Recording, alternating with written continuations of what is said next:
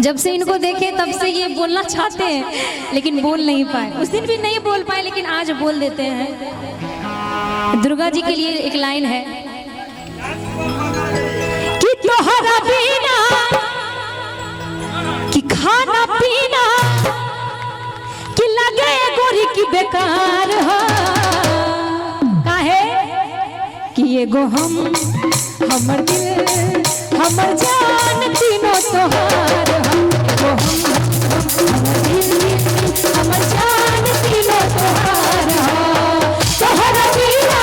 खाना पीना तोहरा बिना खाना पीना लगे गोरी की बेकार हो एगो हमर दिल हमर जान तीनों तोहार एगो हमर दिल हमर जान तीनों तोहार तुम दिल की धड़कन में रहती हो तुम दिल की धड़कन में रहती हो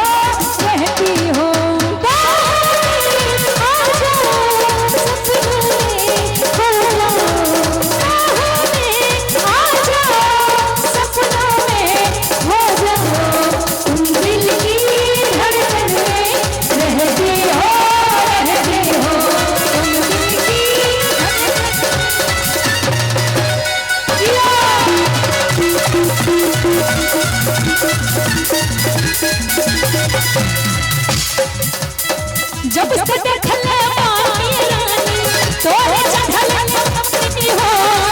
हम ठीक से खाना खाए कितना ही ले आई हो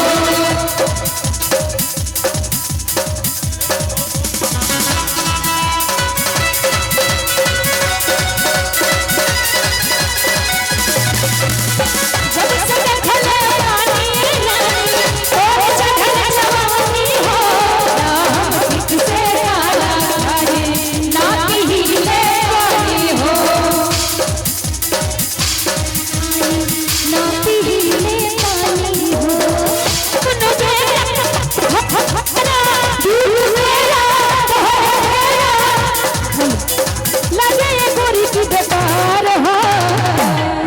एगो हमर दिल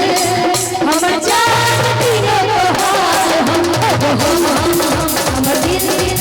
हमर जान